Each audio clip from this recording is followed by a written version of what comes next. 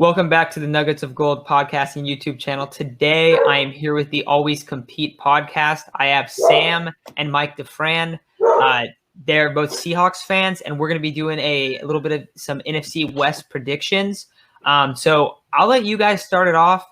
Just kind of give your quick rundown on the division, and then we'll talk about, we'll get into team specifics, mostly the Niners and the Seahawks a little bit more after that. But just real quick, what are your thoughts right now, Mike? Well, I think my first thought is there are legitimately three teams in this division that could win the Super Bowl this year. Sorry, Arizona, you're just not with the rest of the cool kids. I think San Francisco, it's Seattle, and Los Angeles all can stake their claim as legitimate contenders. They have just amazing talent on the roster. They have good coaches. They have, in some cases, fantastic quarterbacks, some of the best defensive players in the league. So it's really kind of crazy. I don't know if we've seen a division like this talented in the NFL in quite a long time. So the division is stacked, and I think three of these teams could very easily win the Super Bowl. Yeah, I really agree with Mike. This is maybe the best division we've seen in the last 10 years. I mean, minimum. This is a stacked division. I mean, I don't really think that Arizona's all that, like Mike said, but I think that the 49ers, Seahawks, and Rams are all like legitimate NFC, like not only NFC contenders, but Super Bowl contenders as well. So that's really just my thoughts on the division. It's the toughest division in football. It's definitely going to be the most interesting division to watch in football, and I'm here for it. But that's my rundown on it. Okay, I partially agree with you guys. I'll say this: I don't think that the Seahawks are Super Bowl contenders. I think they're going to make the playoffs. Thanks, Matt. And I'll say this: if their defense, because you guys think that their defense is going to be a lot better than I do. If their defense is as good as you guys think it's going to be, then yes, they will be. But I just don't think it's going to be like that. I don't expect that. I think, and I get that they ended the year hot last year, but they also played a game against CJ Beathard and the Niners that we were just ragging on a second ago. That was one of the final 5 games. They played a game against the Giants, and they played a game against, oh my gosh, who was the other team? There was another team that was the Jets. The Jets, yeah. Yeah, like they weren't playing good teams. And that's kind of my issue with it. High on Sam Darnold, bro. Sam is a stud according to you. So. Well, yes, but not in the Jets system with Adam Gase, who's now in high school offensive coordinator. But that's like where I'm at with it. Like I think they can win double-digit games. I think they'll probably win 10 or 11. Could they win 12 or more? Yeah. Could they win 9 or less? Yeah, but probably not much below 9. I don't think that they're gonna, I think 9 is like you were saying when we were recording earlier. Real quick, they just posted an episode on their show, so I'll kind of go back to it later at the end of the episode. But we were talking about that, and I think you said the floor is 9 wins for the Seahawks, right? Yeah, the floor. Yeah, the absolute floor. Okay, now I think that's fair. I think the lowest floor of any of these teams is definitely the Cardinals. Yeah, the Cardinals are super top heavy. That's the issue with the Cardinals. They have like 4 stars, and then the rest just like it falls apart. It's like great like top 6 players. Like if you were to look at like every team's top 6 players, you're like, wow, this team's really good. But then you look at everything else, and it's just like Cliff Kingsbury. This is garbage, dude. Bad OC. So bad. I mean, bad head coach, a bad OC, bad offensive line besides Rodney Hudson. Not a good running game. Not a great secondary. Not good receivers. Not good receivers outside of DHop. Yeah, not good corners. Not good corners. Buda Baker is a stud, but Buda Baker's probably the second best safety in the division. I will say this to give the Cardinals some credit. They will have a really good passing attack. Kyler's good. Kyler is a phenomenal player, and if they were to have a full 17 games of J.J. Watt and Chandler Jones, that is about as nasty as it can possibly get. Because Chandler Jones is so underrated. Yes, and I was just telling you guys, the problem with J.J. Watt is that he's not performing. It's that he doesn't play. Like, that's the issue. Like, he's missed so many games. If he's healthy, and that's a huge if. But I was like, the upside, like, they could totally make the playoffs. They could be a great team. Yeah, they can. Will they? I would probably lean no. Yeah, no. but they're gonna be around 500 like they were last year. Yeah, Mm-hmm. and yeah, and they choked pretty. Like they were like 6-3 at one point last year. They choked the second they half. Pretty hard. led after they beat Buffalo on Hail Murray. They led the division. That's still crazy. And then they did not. And then I think they won. I think they went like 3-6. The rest of the season was like 3-5 or something like that. It was crazy. But that, I mean, they are getting pretty overrated because, like I said, whenever you look at a team and you see, oh, DeAndre Hopkins, Chandler Jones, J.J. Watt, Rodney Hudson, Kyler Murray, you're like, oh wow, this is a really good team. But then everything else, you need to have a supporting cast of players that can also play alongside. And that's why football is different from basketball, where you could have one great player and your team is going to be great. If you have one good play, if you have like 5 really good players with football and everybody else is a scrub, your team is god-awful. Your team is god-awful. And I don't think the Cardinals will be god-awful, but, they just don't hold up. They don't hold water, really.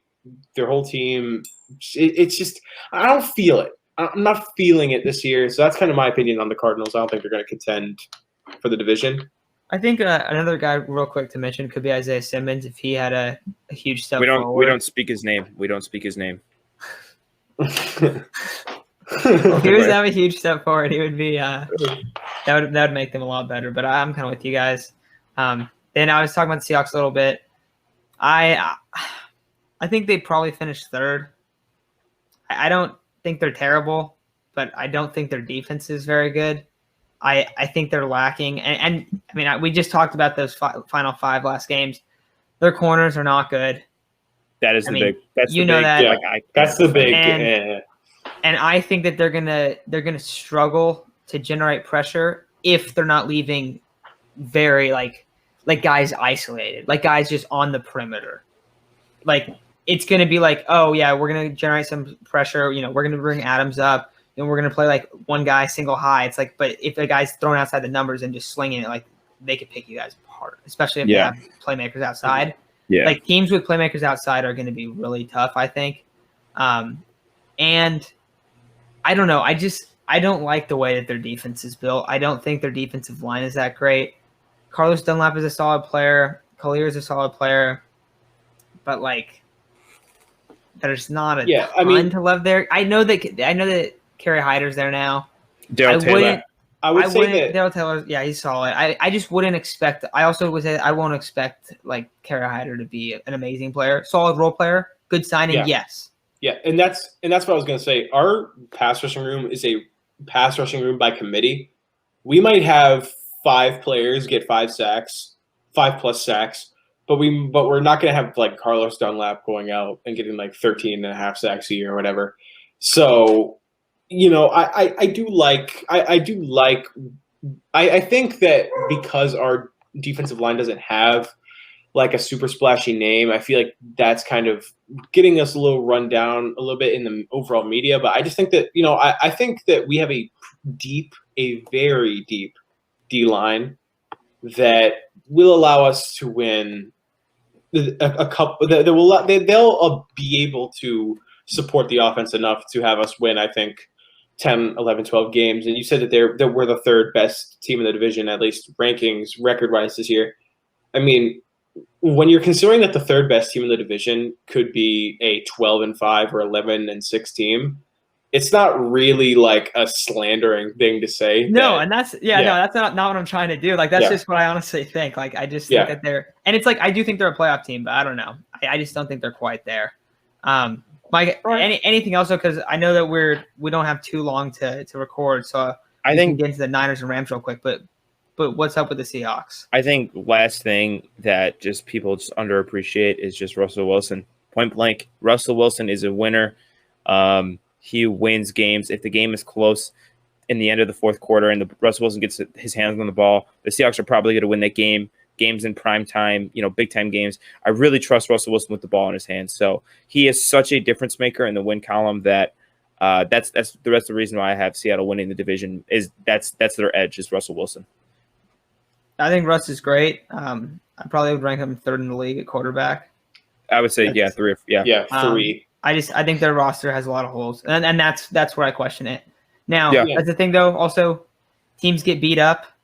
If your team has holes and they're not as beat up, like they're going to be in a great spot. That's how things change so fast in the NFL as well. So It's not like I do think the Seahawks will be a playoff team, but I don't expect them to go far with the roster they currently have. Not trying to knock them. That's just my thoughts. To talk about the Niners, and then we'll quickly finish off on the Rams.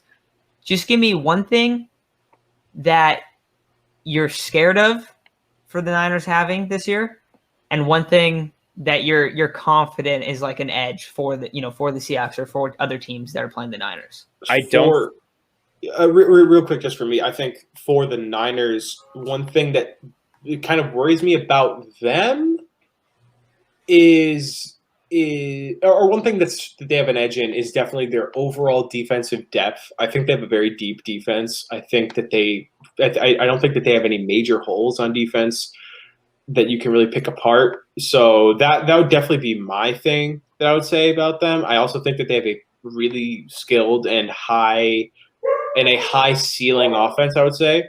But the thing that worries me is Jimmy Garoppolo. However long he starts, the Niners will always have that area of concern in every game that he starts. And unless if he proves it otherwise, I can't really say anything else. I mean, Jimmy Garoppolo, it seems like he hasn't grown since 2019. It seems like he's found this little area that he's comfortable in, that he will be at for maybe the rest of his career. So that's really all I have to say about the Niners. I think my thing that scares me about the 49ers is their playmakers, Nick Bosa, Fred Warner, George Kittle, like legit superstars in the NFL. The thing that I like most as a Seahawks fan, I don't think you guys defensive backs are too great. And being a team that has really good wide receivers and a really good quarterback, I think that bodes well for Seattle I wouldn't say bad, but like not great DBs.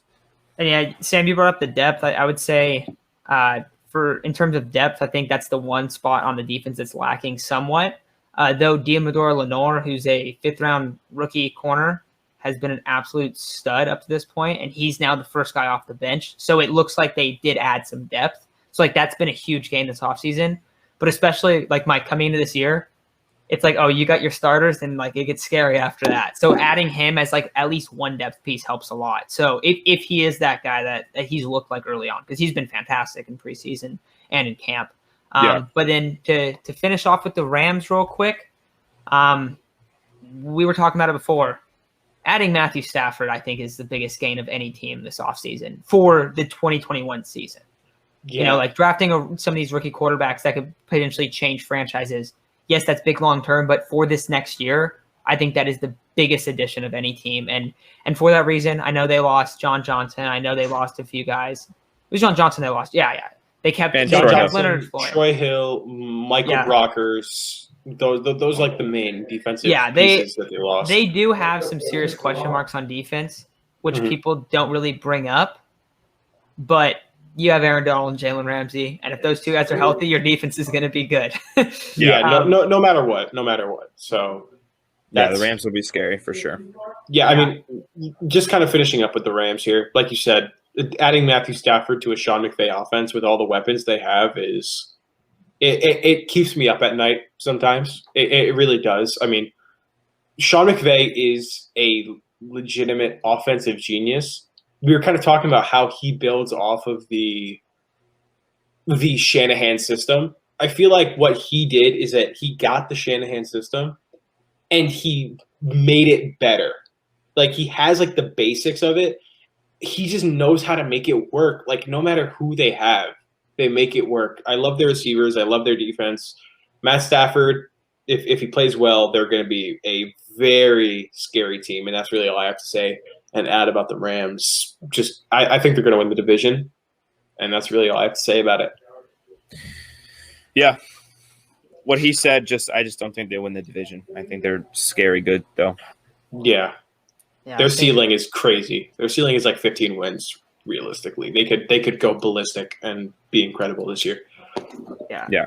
They don't have – depth will be the question. Also, their offensive line is not that great. It's not amazing. Already had injuries to the running back room. Like, their running game, if it doesn't look great, they're going to actually end up having to rely on Matthew Stafford probably a lot more than they were expecting to. So it could look a little bit different than maybe people thought early on. But mean, they have the guys to have a great passing arsenal as well. But True. yeah, I think we're running out of time here. So sorry for not a ton of stuff on the Rams, but I think that's going to do it for this episode. If you guys want to check out Mike and Sam's show, it is Always Compete, and I can link it in here. But we also just did a quick segment where we were just, debating like, all right, who's the better team headed into this year, the Seahawks and the Niners, and we went through their rosters and stuff for quite a while. But that's going to do it for today's episode. So thank you all for listening, and thanks Mike and Sam for coming on. For sure. No problem, man. It was